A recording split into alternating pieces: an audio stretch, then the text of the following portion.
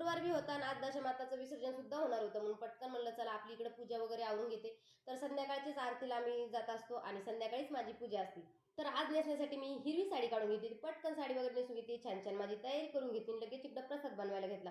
आता ह्या पूजेला पहिले प्रसाद बनवावा लागतो आणि नंतर पूजेला बसावं लागतं, म्हणून इकडे मी मस्त शेवायची खीर बनवून घेतली होती.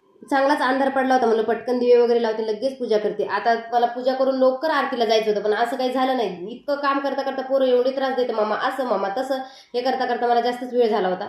पण पूजेची सगळी मी तयारी जर करून ठेवली की मला टायमावर सगळ्या गोष्टी पटापट होऊन जातात. इकडे साईडला मी कळस मांडून घेतला, गणपती बाप्पाची पूजा करून घेतली आणि परत जे मंत्र म्हणून कळसाची परत पूजा करून घेतली. आरती झाली, पोथी झाली आणि लगेच मी दशमाताच्या आरतीला हजर झाले होते.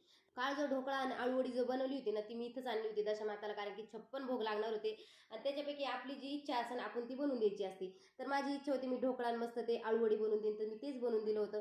दुसऱ्या ठिकाणची आरती झाली आणि आज शुक्रवार ना, मस्त दशमाताचा प्रसाद खाऊनच सोडला. चला सर्वांना बाय. श्री स्वामी समर्थ.